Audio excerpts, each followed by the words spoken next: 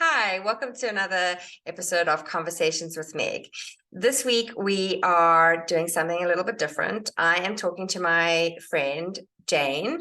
We recently traveled to Egypt together and we share our experiences on how we experienced Egypt together, traveling together, activations of our planetary lines because they're different, and then just the energy of our astrology and human design and how they were different and the lessons we learned. It was a real test tube experience of us living life and experiencing Egypt together and experiencing new things together and kind of uncovering things about ourselves. Huge growth, huge development. Take a listen to our conversation next. That's probably good because we probably needed like the energy to settle, and yeah, we've both been like all over the place. But today we are finally going to talk about our Egypt trip, which I'm really excited about. It's actually quite nice because now I feel like I'm living back there, and we're going back into that energy in that moment. I even have some alabaster crystal a little bit here on my desk next to me to like remember. Yeah, we're just gonna launch into it. Yeah, I'm really excited because I think we had like some really cool downloads in Egypt, and yeah, it'll be interesting to share like to everyone, like our experience, traveling together, our first mom trip away from our babies. Yeah. And we were traveling, at a time that like there was a lot going on in our lives, and then it was this like ended up being this beautiful soul trip that we both like didn't know we needed but knew we needed, but also didn't know. So let's go back to the beginning. I had planned to host a self-love retreat in Egypt, in Cairo with someone else, and then it just didn't end up being what I felt it should be, or I just didn't feel there were just certain things that didn't feel right, and I just, in hindsight, I'm so glad because the energy that I experienced, Meg kept saying to me, okay, so Cairo is on your Mars line, and this is just not great energy. Like it's going to be very difficult for you. I was like, that's going to be fun. It'll be fun. You'll be there. It'll be fun. So, in hindsight, which we'll go into all the different energies in a bit, but in hindsight, if I were to have my first time there, have to host women, to be their safe space, to be their soft space, to hold the space for them, and to be like understanding and helpful, and it would be very hard for me, especially because of that energy. It would have been quite difficult when I'm feeling overwhelmed by the space that I'm in energy wise to then not put that onto other people. Also in human design, my spleen is open. I feel other people's energy around me, like I'm very sensitive to it. So if other people were feeling very overwhelmed, or the energy was affecting them as well, like it was with me, where it's go, go, go, Mars energy, I would have combusted. It wouldn't have been great. I needed to go there first, experience it, see the place, and feel that energy around me to know what it's like, so that if I do go back one day and do a retreat there, at least I know what to expect and how to regulate myself as well. Because we both have open roots, we were saying, Yeah. in human design, so we both need to be grounded all the time. And I just, if I had this group of women that I had to look after, I wouldn't have felt even more ungrounded. So I think looking back, it was obviously the best choice. We were always meant to go together, just you and I, and it was always meant to be this trip because it was not even on our radar. We were like, oh, I always thought, oh, Egypt would be nice to go to. So someone brought it to my radar, and then I was like, oh, that's cool. And I think the only way I would have gone, and you and Siobhan always said to me, like, your astro and your human design, even Lauren and Kerry were saying, like, your human design is all about work. Like, I'm all about work. I love work. I love the work I do. And also being manifesting generators, like, let's do this, let's go here. That I think that the only way I would have gone there was if it was a work thing. And that's why the whole retreat thing was like brought to me from above to get me to go there, and to get me to go there with you. So I think that's how it all aligned. Was I wouldn't have just been like, Meg, let's go on a trip to Egypt. We would never. It was only if it was like me, oh, a work, yes, I'll go work and do this retreat there, and then you're like, I'll come on the retreat. And that's the only way that it actually ended up getting us there. And it was obviously just meant to be the two of us. wholeheartedly believe. Yeah. So I suppose for people listening or watching, I'm an astrologer and astrogeographer. So I specialize in astrogeography, which is basically like taking your natal birth chart in astrology and mapping it onto the world. I look at planetary energy lines and what we're activating when we're traveling. So going to like where we were born, we have a different energy line to where we're traveling and moving to. We all have different energy lines. So when Jane said to me, I want to do this Egypt retreat, I was like, I looked at mine first, of course. I looked at my lines first and realized that I had a Venus line there. And it was in perfect alignment of like what I needed and what I was focusing on last year was trying to sort of grow my little business that is now my full business. And I kind of wanted to go onto that line to sort of activate myself in a way. I have experienced my Venus line prior to going to Egypt, so I knew it was going to be great. And so I said yes. And, it was like also, it was kind of like my first trip away from my daughter. And I was like, I'm going to make all these big, bold moves this year, turned 40. I was going to say no more and yes to the things that brought me joy. This was one of them. So I definitely felt really quite called to going to Egypt. There was also other few things that kind of persuaded me. I had a session with Janelle. I think we both had sessions with Janelle, and she was like, Egypt, both of you going there, it's like in true alignment. She felt there was like a past life there. Because Venus is very linked to my South Node, that like was relevant to me because it linked back to my astrology so perfectly. And I was like, wow. It is like this is potential that I have actually had a past life in Egypt and I needed to go. Then we looked at your lines, Jan, and I was like, oh God, help me. This is gonna be fun. So Jane and I have known each other since 2010. We've been like, she started out, I was her client, was, personal training with Jane, and we've been friends ever since. And I've always been in awe at like how we've managed to maintain our friendship because we are so different. And I think it's perfectly to do with our astrology. Like she's a Leo, so she's very outward focused and it's like this hustle, go, go, go. And like, she really inspires me to be super brave and super courageous and like just extrovert and like, yeah, just her. If anyone knows it, she's just got this like bubbly, vivacious energy about her that is like contagious.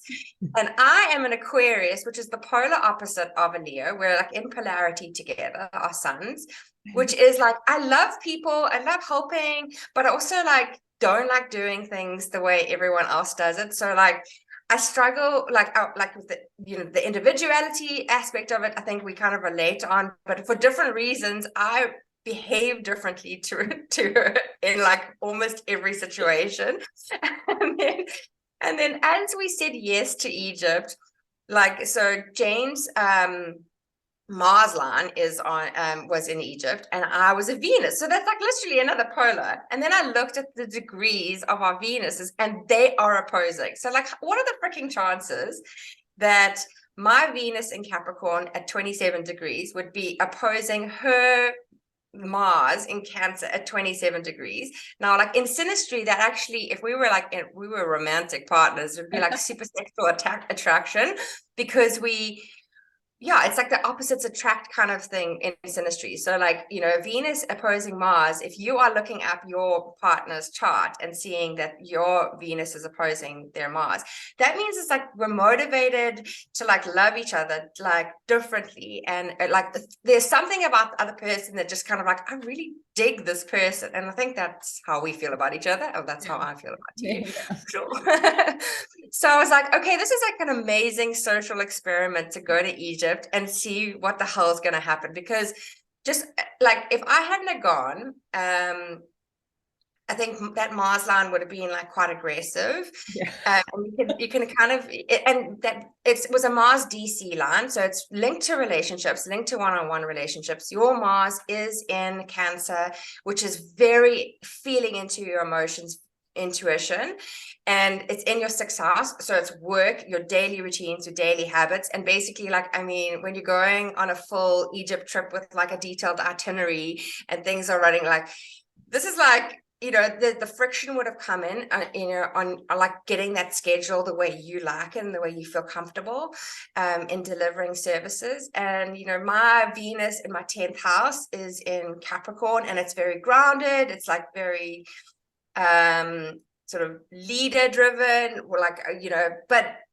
there's so much in my chart that actually speaks to being completely opposite to that. So if you just took those placements on their own, you would be like, oh, well, this would be fine. But like, if you have to kind of marry all the rest of your chart and realize like, okay, well, where is Megan's Mars? Where is Jane's Venus, and like, how are they interacting? And I think we only learned that like as we were going, because it was like, we had so many deep conversations. I don't know if we're going to cover all of them, but like we had like, and this is what I love about Jane, is like, she's like one of these true friends that you can literally tell her, I don't agree with you, I don't like this, and like, no, and then she'll be like, but why? Let's talk about it. Like, she doesn't ever go like, I can't be friends with you because you have a different opinion to me. And I'm a bit like that as well. Like, you know, I actually kind of appreciate having different opinions about stuff. So we come at things from different, like from opposing sides, but we always meet in the middle with like this, like, wow, we're really learning and growing. Look at us. I think also I'm not scared of conflict. A lot of people are scared of conflict, and I take it back to being a personal trainer for 14 years and having to literally beg people for my money. So like messaging them and being like, hi, just a reminder, and I won't stop. Like every day I will message you and be like, don't forget to EFT me or whatever it is. So I've had to like really become comfortable with conflict and to put it to asking for that kind of stuff. So I think that's why I'm almost immune to it now. Whereas, and then because someone DMs me something, like the other day I had an argument with someone on Instagram, and then everyone said, just don't reply. I was like, oh no, I'll just keep going. So I literally schooled her on why she was wrong and why she was being judgmental. And I was just like, I speak about it in one of the little podcasts, the kindness one. I'm like, I'm not going to keep quiet. Actually, this is a teaching moment. And like other friends are like, oh, I wouldn't have been able to reply. I would have been like, well. And I was like, oh, I was voice noting you. I was like, oh, I live for this shit. Like, I don't mind. Like, I could keep going. Like, I could have kept going for like a week. I would have just kept going. Oh, because you said that kind of stuff drains you. Whereas me, it almost like lights me up. It's weird. It's almost like it gives me energy. I'm like, let's keep going. But I think that's the thing, is I'm not scared of conflict. So even if there is like, it's about to be a conflict or it is a conflict, the only way to resolve conflict is to talk about it and to move through it. So yeah, we had deep conversations. We might have to do another whole podcast episode just on that, on like, maybe we must do one on respect in friendships and things like that, because it was like, yeah, it was very much growing. I was like so proud of us. Yeah, no, definitely. And I mean, so I arrived first by like by a day. I arrived a day early. And like when I first arrived, actually the minute I arrived, I think I had like anxiety, a little bit like ungroundedness. And I felt like, I don't know, I all of a sudden got like fearful, and we talked about that in our human design, like our open roots. I felt like this, like, okay, this doesn't feel safe. And I know I spoke to Lauren a lot about that, because I was like trying to understand my human design in terms of like that open center. And then, but I think I was like apprehensive of like how I was going to hold space for you, because I was kind of conscious that you were the problem child. You were the one that was going to have the hard time. And I was like, I need to be her safe space. So I need to like hold space for her. And like everyone around me was saying, you're also on holiday. You're also enjoying, like Megan, like you can't just hold space for Jane. Like you have to like enjoy your holiday too. So I think I kind of went with that feeling. How did you feel when you first arrived? Like, to explain to everyone how you felt when you first arrived. Yes, so you had explained that, like, you know, there's a driver and everything, but like it's just men, like, and you know, coming from South Africa as well, we like, I mean, I don't even take Ubers anymore because there's been so many problems here in this country, and not being safe. People in America are probably listening going, what? You don't take Uber? It's it's not safe here. So I was a bit nervous hearing your thing, but I was like, it's gonna be fun. I'm gonna be fun. And they were really nice. So as I had a really terrible first flight. I didn't sleep at all. I won't go into the specifics of the person that was sitting next to me, but I was physically not comfortable at all. It was, and yeah, there was alcohol, and it was not, it was probably the worst flight I've ever had in my whole life. And I've flown a lot.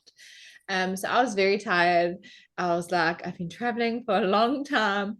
And yeah, when I landed, I was like, okay, cool. So I'm gonna find this person. It's always a bit when you're waiting for someone at the sun, it's always like you're always like a bit nervous, like trying to find the person, your person. And I was okay. I was just a bit nervous and trying to like make sure that I could see the person because they like left me there and then they went and got other people. And so you kind of like, okay, am I going to remember his face? Like he just said hello and then went. So I was just trying to like focus on that and then get to the car. And then I knew like, oh, and get a SIM card as I arrived so that I could message you. So it was, I was a bit nervous. I'm like, okay, how's this energy going to feel? So I knew you were safe at the hotel. So I was like, okay, cool. I just want to get to the hotel. But it's about an hour. Hey, it was an hour from the hotel. Yeah, it was an hour away. So it was still quite a drive with like people. And I was so tired. I just wanted to sleep. But then they were talking to me. So I was like listening and just looking everywhere. I felt okay. I didn't feel ungrounded yet. I think when I got to the hotel, I was like exhausted. And I was just like, you know, when you feel, what did I say? That floaty feeling when you feel like you've got vertigo, but you don't. I think I had that the first night because there's just so much travel and being in the air, like 2 flights. I felt okay. And then Meg's like, I'm like, I just wanted to like rest. And Meg's like, so they said we could do this, this, and this. Do you want to do this on the first? Which I thought I just wanted to sleep, but that would have been stupid. So that was very Mars energy. Hey, like when I okay, let's explain how I visualized you when you arrived, like this vision. I'm all sweaty and gross. I walk into the reception. She's like, ah, and she like jumps out and she just looks like she's glowing. Like her skin looks like she's glowing. She's like wearing this beautiful top that's like just so Venus and just lovely. And I'm like, I feel disgusting. I just want to shower. Like I was like, I feel like I was like deer in the headlights. Like I'm a very easygoing traveler. Like nothing really bothers me. I mean, I've traveled a lot by myself even, but I was like, okay, now what? And she's like, okay, we're gonna do this, we're gonna do that, we're gonna go upstairs, we're gonna upload. But I felt okay, I think, because I was just like, okay, I'm here now, I can breathe. But yeah, that ungrounded feeling, we didn't know what it was while we were feeling that in the beginning. And then only when we were like, after we'd gone out, about I think it was the next day, we were like, let's reading our human design charts to each other on the beds, reading and going, okay, so yeah, I've got this. What have you got? Oh, read that out. And we were like trying to understand each other's human design and seeing where we were similar and where we were different. And it actually helped doing that at the start because then we kept bringing it up as we went and we could be like, normal friends would be like, oh, she's so annoying. I can't believe this and be like resentful. And I was like, oh, but you feel that way because in your human design, blah, blah, blah. And in mine, blah, blah, blah. So that's why you, and it was actually really nice. Yeah. So mature. I was like, who are we? But I think also, like, so I remember when I arrived, yeah, I felt like I was glowing. You Like were. I felt like really beautiful and really glowing. And I do think that that was like Venus energy for sure. Also I had like good night's sleep in a hotel bed, not on the plane, you know. So Yeah. my flight was like a 4.5 hour direct flight, super easy. And no alcohol on the flight. So it was like, felt really healthy actually and like all of that. So yeah, it was fine. I think when I first saw you there, I remember you saying that you had like you were vibrating like a little bit in your chest. And like, look, that could also be just like, how many hours on a plane, no sleep, you had like the stressful situation on the plane, and then got in a car with like two guy strangers you didn't know, driving in a country you didn't know. But I did think it was interesting that, like, how we kind of, yeah. And then I suppose when we arrived, it was like this feeling of like, let's make use of the time we're here. Like, we don't want to like sit in the hotel, but then also we're freaking tired moms and we also want to like have a rest. And so there was like I think looking back, I probably wouldn't have pushed so hard to do stuff that first day, knowing how busy the rest of the time was. But I think I was kind of like, oh my God, we've got to take this one chance. We've got to go and we've got to do these things. Because at the end of it, I was wiped. I was so exhausted from like, we got up at like 3 a.m. some days to get like, to drive or to travel to the next place. We were coming home late. I think we were asking our guides. We must have sounded like so grateful, because we were just like, what time, like, how long is this going to take us? We want to see the pyramids, but we also want to sleep. Like, what time are we getting back to the hotel? Get us back early, because we were feeling tired, like energetically tired. I have to bring up the stuff about the tipping, because that is interesting. So if anyone's ever traveled to Egypt, the tipping culture there is wild, like wild, wild, wild. In the beginning, I felt this like, and it comes back to my Aquarius nature, humanitarian, like wanting to give, wanting to provide. Venus in Capricorn, there's a sense of responsibility and duty to like be generous. It's in my 10th house. I feel like it's very public. Like, I feel like if I'm not generous, people see that very clearly, that I'm not being generous. And it's this big issue that I have. Also hate confrontation, so I would rather just people please all the time. Jane, on the other hand, has her Venus in Virgo. She would rather give you her time than her money. And that doesn't mean like her time isn't money. It's just like acts of service is better. That's how she shows her love.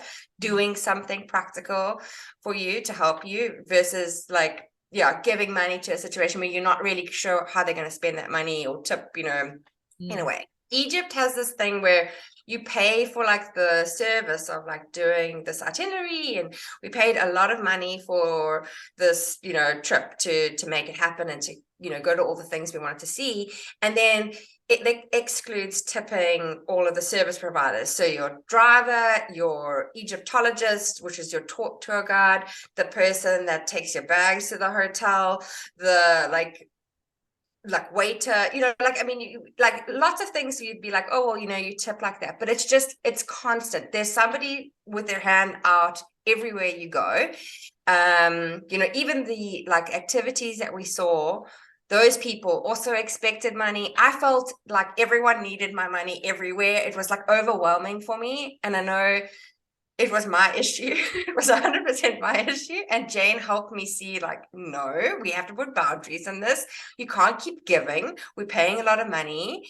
And I remember you like having it was like one of our first, like, not fights, but it was like a disagreement, because I was like, Jane, stop being stingy. We need to give money to these people. And you were like, I'm not being stingy. I'm being purposeful with my money, because it's like, actually, it's expensive for me to tip constantly. How did you feel? Yeah, and I think also with the exchange rate from here, I mean, the rand, shame, bless it. It's not great. So I think also it was the amounts. Like, didn't mind the tipping, but I think it was the amounts that was expected, like the dollars and stuff. And we're just like, if you add it up every day, it was like a lot of money. And then you feel like you have to, because you're only with those people for like the tour people for like 2 days, and then you're on to the next place or what it is. So and I do think that maybe Americans tip a lot when they do these things. So there's like this expectation, but also like we also live in Africa. Like, well, we are South African, but like I'm also in the same continent as you. Like I feel your pain too. Like, so it's I think also here we are quite desensitized to it in a way where we literally, I mean, I drive just to take pay to school. I drive past about 10 people at robots asking for money constantly every single day. I drive past them about 4 times a day. So for me, it's like, okay, yes. Whereas what we discussed was I will help certain charities. I help Corsi. Like, I focus my attention on one person. I'm like, everyone needs to look after their people. And if everyone looked after their people, like your Corsi or your Lucky or your whoever, like I focus my attention on her and I help her and I like give her clothes to sell and I do yoga classes and sell them on my website for her to go and get an education and things like that. Like, I'm used to giving my time like that. and my resources in that way. But I just also like the money thing. I'm like, I don't actually have right now. I was like, it's cost me so much money. Like my savings went to this trip that I was just like, I can't keep. I think it's, yeah, but I also think it's maybe it's not just the money, it's the expectation that's attached to it. Wherever you go, like we went to the one restaurant and there was this like 10-year-old girl in the bathroom handing you roller towel, which she didn't have to because there's a machine. But then she's like, give me money. And you're like, no. I was just stopped. I was just like, thank you. And I would walk out. All the toilet attendants and things like that, but they don't expect like 5 rand. They expect like $20 or whatever it is. So I think it was that as well, the amounts as well that just added up every day. We're having to go to the ATM and draw money, and it felt like a lot. It was overwhelming for me. It was overwhelming. I think in the beginning I felt the sense of responsibility to, like, because I'm coming from a country with euros and obviously it's a lot cheaper. But at the end of it, I think what I learned was it really actually, you need to kind of take it back. And it's so funny that, because I'm like, you're probably going to be like, no, that's not what you thought, Megan. But like, it's hindsight. But I think in like, like some time has passed. I think what I would do differently if I went back is, one, I would keep in mind that there is a tipping culture there. And I think that that's really important for people that don't know, if they've never been to Egypt. There is a tipping culture there. And then I think it's like, to give what you can afford, not to feel like you have to give what they expect. It's like, if you give somebody like, I'm really grateful, thank you so much, this is everything that I can afford you to give you, it's a totally different feeling than like, I have this, I feel, because I think while I was there, I felt like I have to give more than what I am comfortable with. And then at the end, I got frustrated. Like, we went to like, big museums and sites that like you couldn't actually get toilet paper without paying for it. It was just wild that like those kinds of things, hadn't been, I wasn't aware that was going to happen when we were there. We would have packed a toilet roll if that was the case. We would have been like, I know, yeah. Because then, I learned that quickly, that I was like, just pack tissue in your bag, because when you backpack, because like otherwise you have to pay like some crazy amount. And I do think in some places we got scammed. We 100% got scammed by that freaking guy, the camel ride guy. I'm so annoyed about that because we got like, yeah, we got really blindsided, I think, a few Remember, times. I was looking at you like, what? Yes. Sorry, I forget that if you're on YouTube, you can see my face, but I forget about podcasts. I'm just like, I was looking at her like, no, why this is a stupid story. Maybe it's because I'm from Africa as well, and I'm just like, we've heard so many of these stories. He's just like, you missed, can you go to the car? Okay, the whole way he was just angling for a tip the whole way back. He was just like telling us a sob story about, that. But he made like sexual jokes, Jane, and I didn't get them until after we were in the car. You're like, Megan, he implied a whole bunch of sexual things, and I was like, he didn't. And then she resaid it, and only when she resaid it, I was like, I was shocked. I was like absolutely appalled that I hadn't even copped that he was saying all of the stuff to me. We were like, wow, that's a bit and that's why I was thinking like, as soon as he said about the trip, so he basically said that his boss is watching, and so can we go? I said, oh, we don't have money. He said, can you go to the cars? If you're going, I'll go with you to the car, and then just slip me the tip. Like, if you enjoyed this, then you show your appreciation. And I was just like, no, you don't mean to say that. You just mean to be like, I hope you enjoyed this. This was amazing. But he had this whole story, which he's obviously telling to every person. So, but you feel like you have to, because you just put in such an awkward position, I suppose. Yeah. I do think it also comes back to like, it's interesting that the tipping came back, like Venus also rules like self-worth and value on stuff. So it triggered a few things for me as well, because I mean, we could spend literally, there's so many different variations and angles to this that like, I think, my Chiron wound is linked to self-worth and value. And so I felt like this, I really did feel like, oh my God, these people are struggling. You're not struggling as much as these people. You need to provide for them. There's a sense of responsibility there, Megan. And then at the end of it, I think I was so exhausted by the end of it that I I apologize to the last few service providers that we had, because at the end of it, I was just like, I actually can't. I was draining so much of my emotional energy on worrying about this money aspect that at the end I was just like, I actually don't have any more to give. Whereas I think if we had approached it with your idea in the beginning, which was less is more, we do it consistently, everyone would have gotten something. At the end, I don't think the end providers was just like, sorry, I've run out of money. Done. Sorry, we don't actually.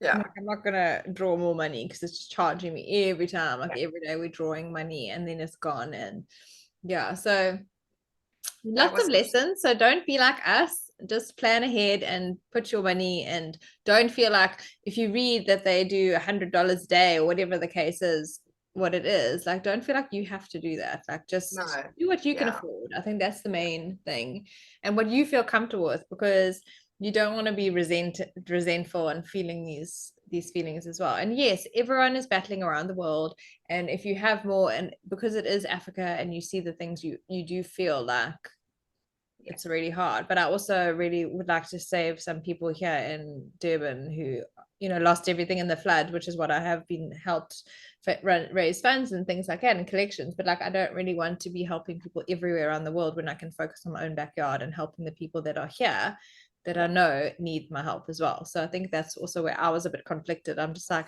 I was hoying this money for someone handing me toilet paper when like I need to help Corsi buy school shoes for her child. Yeah, no, for sure. And I think, then like what else? I'm just trying to think what else came up for us, but I definitely think it was like it was a big growth. Like this was the first trip you did like that wasn't, making money like for you. This was like an actual trip, a complete, this is you going on a holiday. What is that? And it was my first overseas trip since I'd had pay without her, because we'd gone to Mauritius in April last year. So it was like our first trip away from our child overseas. I've gone to like the Midlands and stuff like that, but when I do that, it's like one night. But yeah, it was my first one since 2018, which when I came to see you, and then I also did Greece, which was a yoga retreat. It was my first like non-work thing as well. So it was a lot that's why also for me it was quite hard, because when I was doing it as a retreat, it was going to be a trade exchange. So I had to literally remember, I like had to come up with that money in like a month, whereas other people would have been saving, buying the air tickets, this. So luckily I had bought my air ticket a few months before.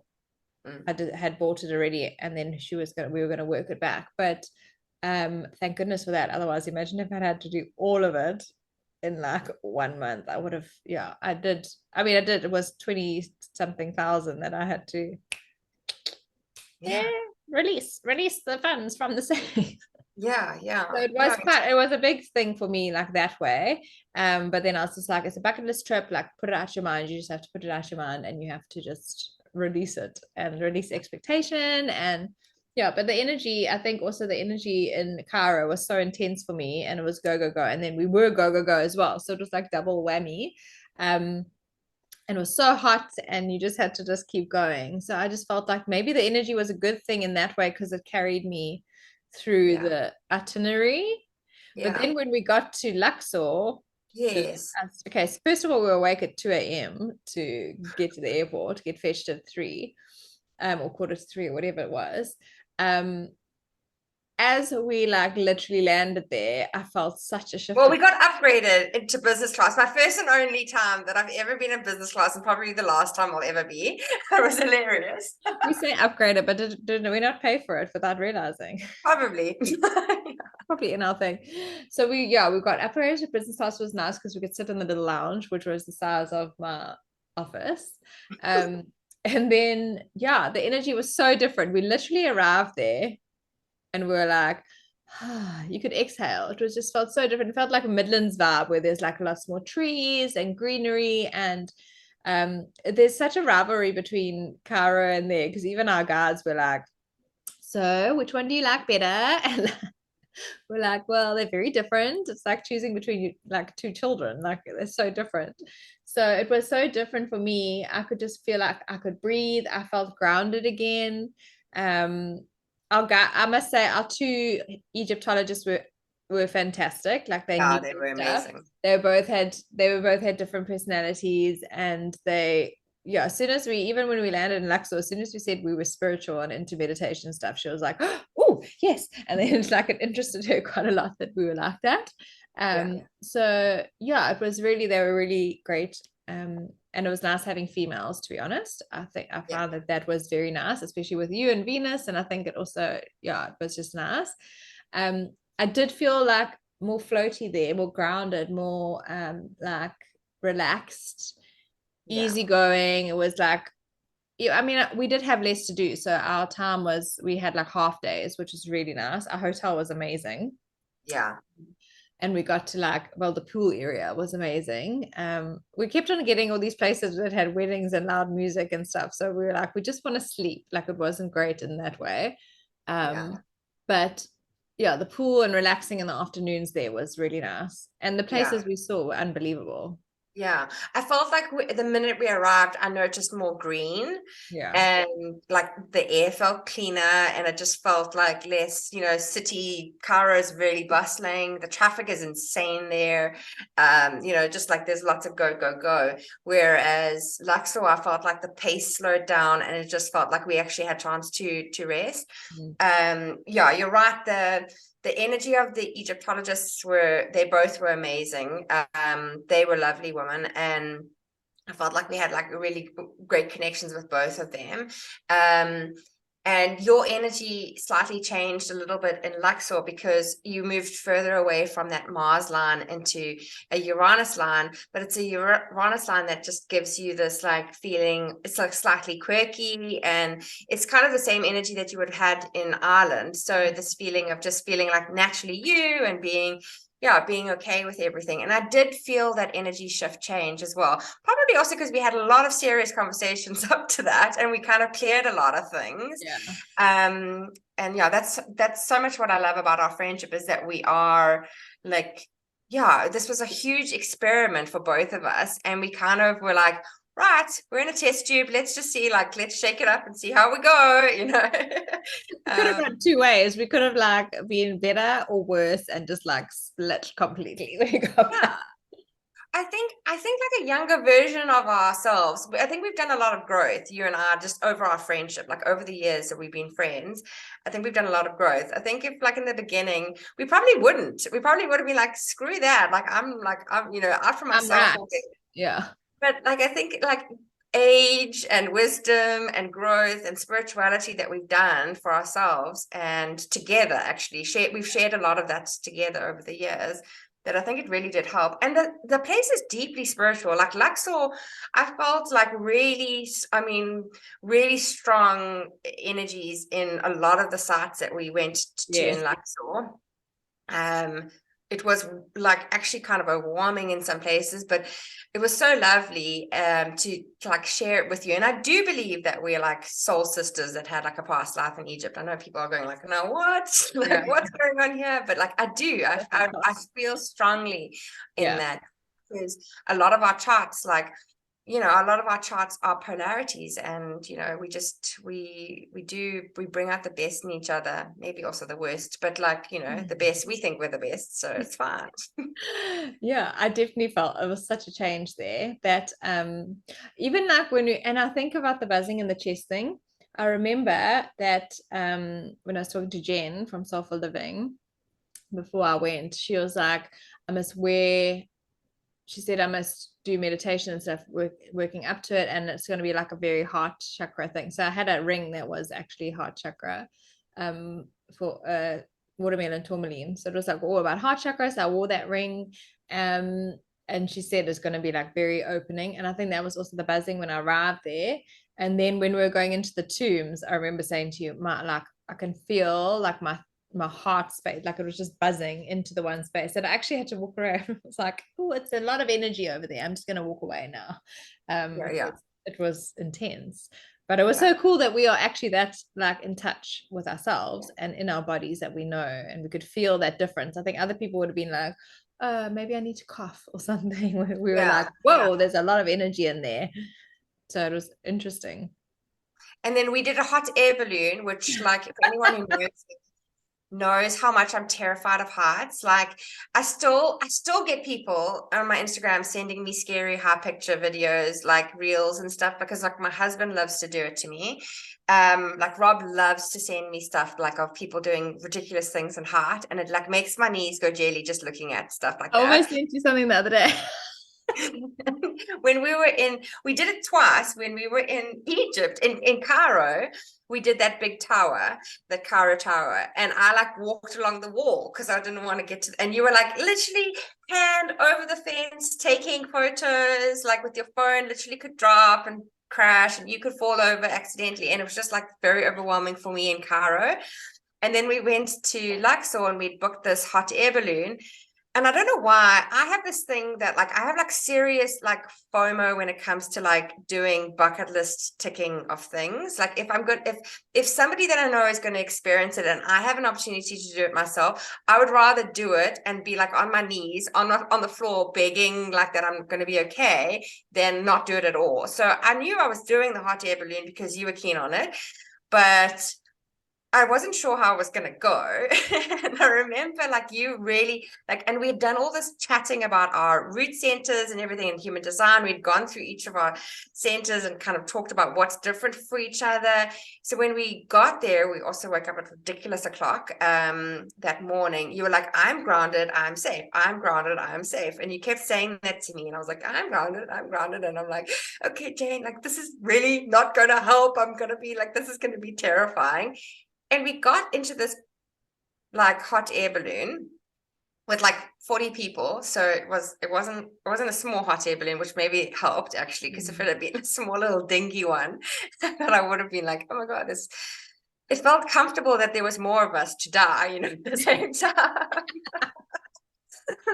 Yeah. So we got up and you kept saying to me like, how are you fine? You're so calm, Megan. I'm like, I was so calm that whole time. I've never felt that ever before. And I seriously believe it's because we connected with each other so much over the course of the trip. It'd been like we'd already been there for a few days, and then you kept like kind of just saying it. I'm grounded, I'm safe, like the whole time we were in the car leading up to it, that I felt grounded and I felt safe. I wasn't scared at all. I could probably do it again just because of that experience. It was so crazy. Yeah. And also, I was actually quite nervous. Well, I was excited most of the time, but I was nervous. I'm one of those people even with my child, that I will replay. A lot of people have this when we have a baby and you actually picture everything that can go wrong. Like, I'm like, no, I don't want my mom, when she was small, I was like, I don't want my mom to carry her up to my studio because she might fall and trip on the things and then she's going to fall and she's going to fall on her. Like, this is what goes through my head every day still.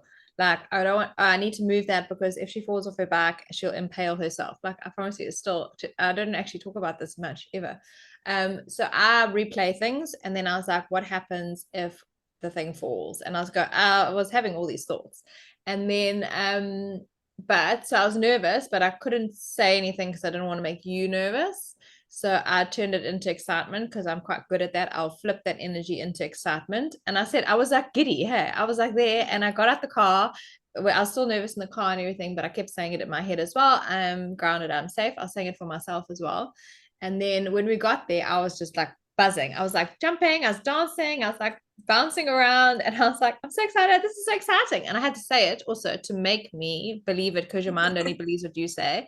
So I was like, I'm so excited, it's gonna be amazing. I've got like videos of us like dancing, me dancing around, and you're just like, but then when you got in, you were fine. It was just so weird. Like, and then you were still, well, first you're still in there and towards the back of the basket, and you're saying, how are you standing so close to the rail and you have your hand on there? And I was just like, I don't know.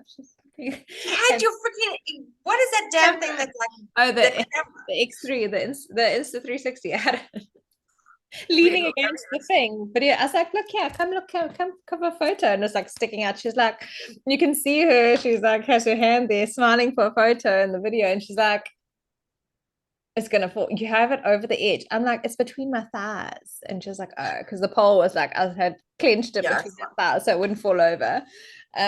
But yeah, then eventually your hand was on the edge, and I looked at it and I was like, Megan, your hand, look at your hand. I actually took a photo of your hand on the because you came to the front of it. And she's like, oh, I'm actually fine. I was like, this is insane that you are fine. Like, we were so worried about you. Never mind the person next to me who fainted and had like, I don't know what happened to her. She fainted or had a seizure or something. Yeah, like some She sort was of. dying. I had to rescue this lady and throw water in her face and slap her cheeks, and her husband was like gripping her.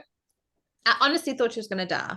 I was like, what is that? Her eyes had rolled back, and he was like looking, and I just got the water and just shoved threw it in her face. But then her pupils were so dilated that she didn't even blink. Like, she had no reaction. That's when I was like, oh, this chick is dead. Like, what is happening? Like, this is going to ruin. I was so worried about you. Meantime, someone else was the one who, was on the floor literally. He was just holding her up, and then he put like sugar in her mouth or something, and then she, like, after the water, it took a second for the water, like she didn't blink, but then after a while she was like and I came around, and her eyes, she was just like looking bewildered, and he was like slapping her, and I'm like, you're okay, you're okay, you're okay, like, you're okay. And then then that she came around, and they were saying like they don't know why it happens to her. The doctors don't know why. I'm like, well, you need to go for some more tests. And maybe not take like go on hot air balloon. Like, I think that was actually so risky to put yourself in that situation. Yeah. Other people in that situation. Yeah, that was actually wild. I can't believe that happened as well. Yeah, because your eyes just like they were just open, and you threw the like water. The water just literally rolled off her eyeball down her cheek, and I've never seen that in my life. Yeah, no, she had some sort of, it was like, I don't know, I don't even know if it was a seizure or just like a fit of some kind, but yeah, that was wild. Yeah, but otherwise the hot air balloon was amazing. I thought that it was like, yeah, it was a really nice bucket list tick to say that we've done it. Yeah. Yeah, wow. It was very serene. Yeah, and it was a full moon. It was a full moon, yes. so And we were like, we'd been to that Valley of the Kings, Valley of the Queens, and we'd like gone there the day before, so yes. you're like floating near the tombs that you'd gone. It was just really beautiful. But we didn't go as high as I thought we would. I thought you go very high, but you don't go super high that it's like scary. I mean, for me, for other people it was already like, what? But it was such a nice way to end off. I think if we were done in the beginning and then it wouldn't have felt as nice as doing it at the end. I thought it was really nice because we went from there back to the hotel, and then didn't we fly out? Yes, then we flew out back to Cairo and spent one really bad night at a Formula One airport hotel. That was so depressing. Yeah, just don't. Like a dungeon. I think at that stage, all day, the next day. Yeah, I think at that stage we were kind of just like, what is this place? Like, we were just kind of laughing at it, but it was like, it is actually kind of wild that we had that experience after all the lovely hotels we stayed at. It felt a bit weird that like they put us up in this like shocking place. It makes sense in terms of like if you have a very early flight, like I had a very early flight. You're very close to the airport, but wow, I'm convinced that there's better options closer to the airport. I'd rather wake up earlier, and then drive. Yeah. Or maybe they just need to. Maybe it was because our rooms were downstairs. I think if you have an upstairs room, maybe it doesn't feel so dungeony. I don't know. Yeah.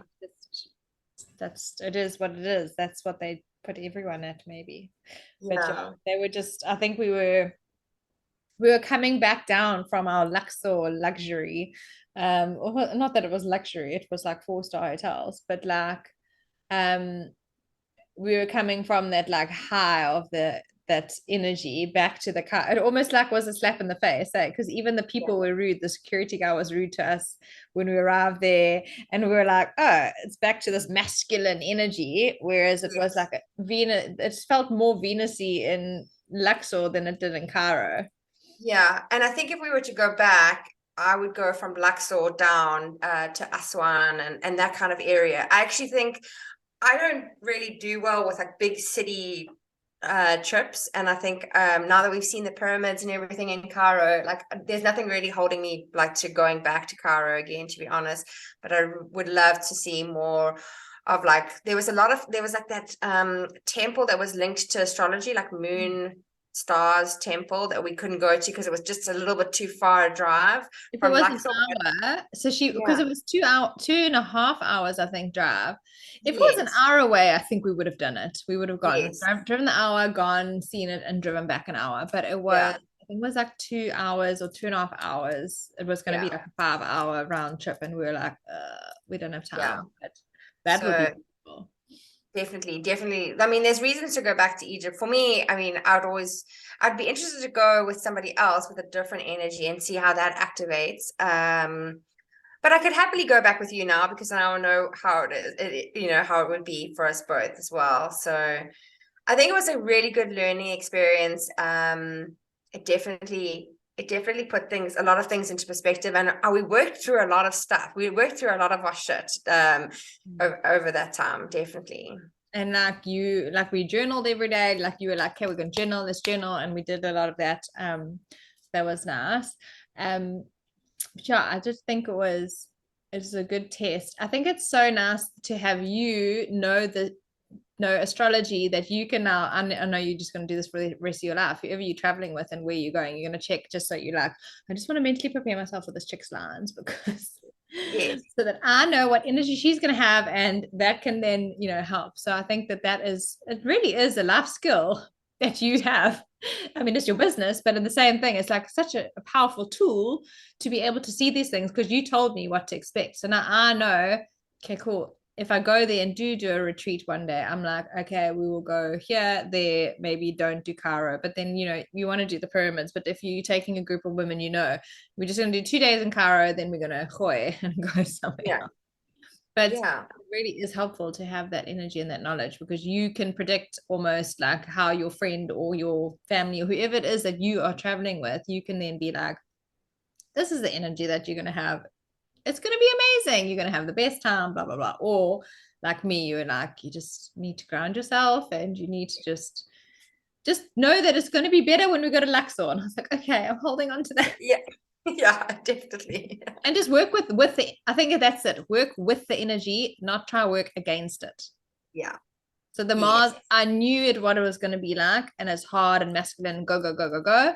So I knew that I was just going to feel these things, and I just had to work through them and move through them and know it was going to get better and just move with the energy. So like keep going, keep moving with it, and not try and like be like, no, I don't want this. And then when we got to Luxor, it like freed up and it flowed so much better. So yeah, I think that's the key is working with what, and that's life in general. Work with what you have and work with it and not try and resist it. Like go with it. And it just that's the only way. The only way is to go through something.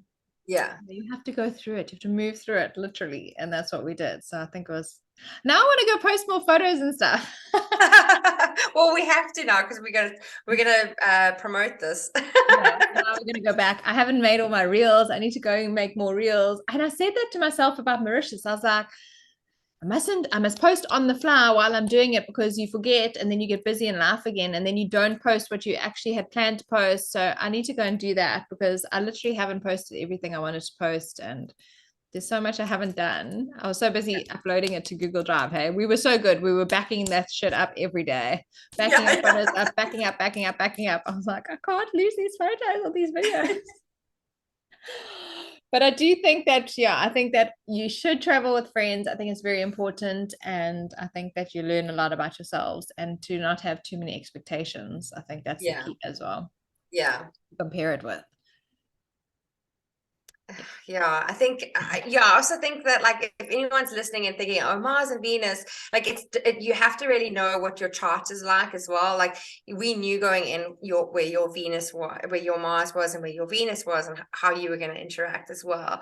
That's something that I would say because I have been to a Mars line and had like a great experience on a Mars line, but Mars is my chart ruler, so I felt different, there. I did have a fight, but like that's beside the point. It happens. Yeah. But yeah, I think I going back to what you said about how I now travel differently. I do travel differently, knowing what I know, and if I can get hold of your birth time, I will always check everyone's charts. Like that's just like the thing I do now. I'm like that creepy friend that goes, "So do you know when you were born? Yeah. What time?" And then I'm like checking.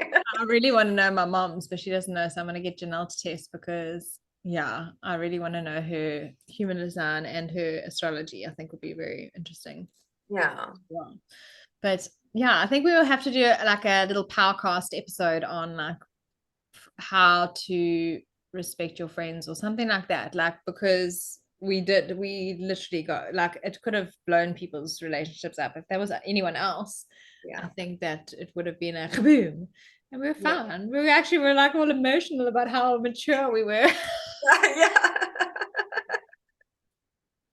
We're like holding hands in the back of this our car, in the back of our car, driving through. I don't know where we were, Luxor probably. Yeah. Luxor, and we're like, wow, we're so emotionally mature. That's just I love it. We're like, I'm gonna cry.